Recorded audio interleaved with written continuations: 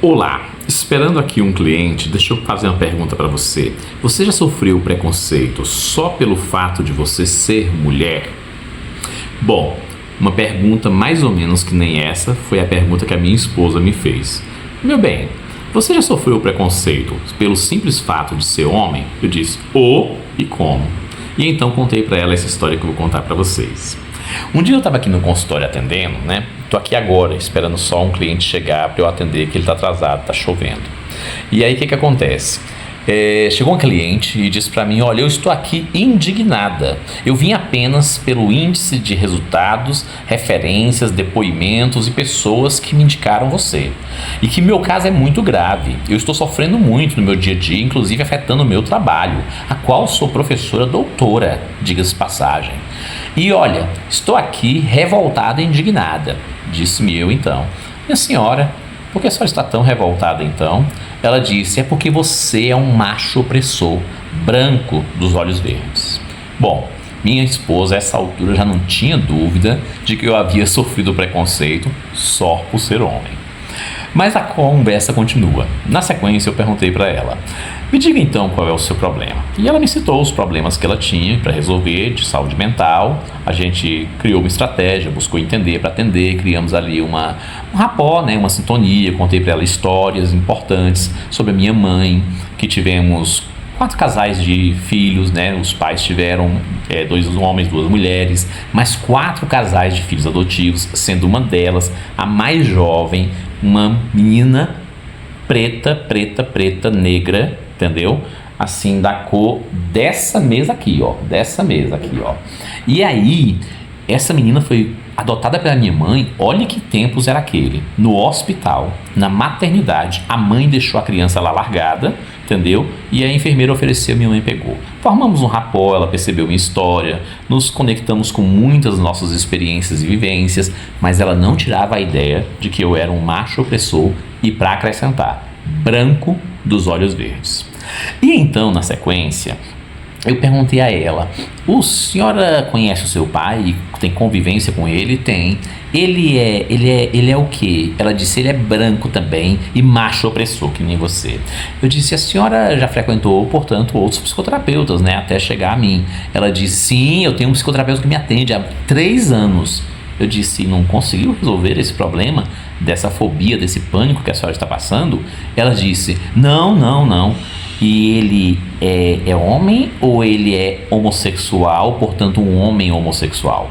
Ela disse, não, ele é homem heterossexual. Eu disse, outro macho opressor?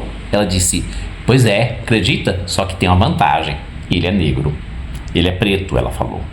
E eu disse, e a senhora? Eu sou doutora em sociologia e fiz doutorado, inclusive, nesse campo dos machos opressores. Eu disse, pois bem, e a senhora, então, está sofrendo muito, para além do pânico e das fobias desse objeto específico, que é esse animal específico que a senhora quer tratar e que a senhora encontra com ele frequentemente na universidade, né? Pois bem, mas fora isso, a senhora sofre demais, né? Porque a senhora tem um pai, que é um macho opressor, um namorado, que é um macho opressor, não foi isso que a senhora falou agora há pouco, além do psicoterapeuta, que também é outro macho opressor, e escolheu eu para poder tratar a senhora como macho opressor. A senhora está muito oprimida, viu? A senhora tem que realmente escrever o sofrimento da mulher com o macho opressor. Bom, eu não estou dizendo, meus amigos, que não existam homens agressivos. Isso existe, é fato. E essas pessoas têm que ser, entendeu, adequadamente disciplinadas e, se for o caso, punidas, né? De acordo com a lei. Agora, eu também eu estou dizendo que existe um preconceito que ela disse que não havia, que é o preconceito do racismo reverso. Ou seja, ela diz que o preconceito é só contra um negro, não existe o preconceito contra o branco, ou seja, não existe o preconceito reverso, né? Se você concorda com isso, coloca aqui nos comentários e considera essa história minha dentro do contexto. Ela também diz que não existe esse preconceito reverso da mulher que sofre preconceito e o homem sofrer preconceito só por ser homem. Lembre-se, essa conversa foi uma conversa de apenas 5 minutos, que ela já tinha um preconceito antes mesmo de me conhecer pessoalmente, apenas me vendo pela foto. Bom, se isso é preconceito, me explica aí o que é. A reflexão que fica para nós é o seguinte: o preconceito, sobretudo, ele é uma burrice que a pessoa carrega. É uma forma idiota que a pessoa tem de perceber e ver o mundo sobre uma ótica muito distorcida do olhar da vida sobre o outro que ela nem conhece, e por isso a palavra pré-conceito prévio, entendeu? Sobre alguém que você nem conhece. E que, além de ser algo intelectualmente muito fraco, perpassa por uma ideia de você ser também muito pobre de espírito, porque você não consegue perceber a grandeza da divindade que habita no outro, para além da cor da pele ou do sexo, pelo amor de Deus, ou qualquer outro que seja o tipo de preconceito. Bom, por isso, no consultório, a gente trabalha com uma coisa muito importante, sem crítica, sem julgamento, sem condenação, ouvindo a pessoa com uma escuta ativa, ouvindo mesmo, querendo oferecer oportunidades, digamos, perspectivas, entendeu? E não aquela escuta passiva, que escuta e não fala nada.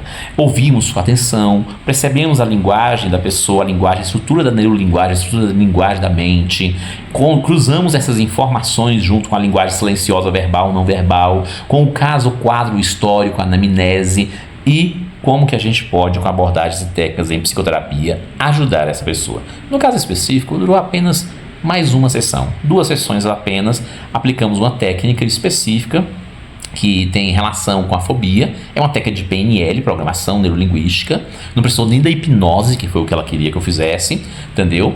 Uma técnica muito poderosa a hipnose, mas a PNL é bem curtinha, uma técnica de minutos. Em questão de minutos, na segunda sessão, nós conseguimos encerrar esse medo dela, essa fobia que ela possuía, livre agora e à vontade para poder trabalhar e conviver com os animais que estavam ali no dia a dia dela, os roedores e tudo mais. Bom, por aqui eu paro esse caso para a gente poder desidentificar e não revelar quem é a pessoa, até por ser uma pessoa muito famosa e que se tornou uma pessoa muito querida.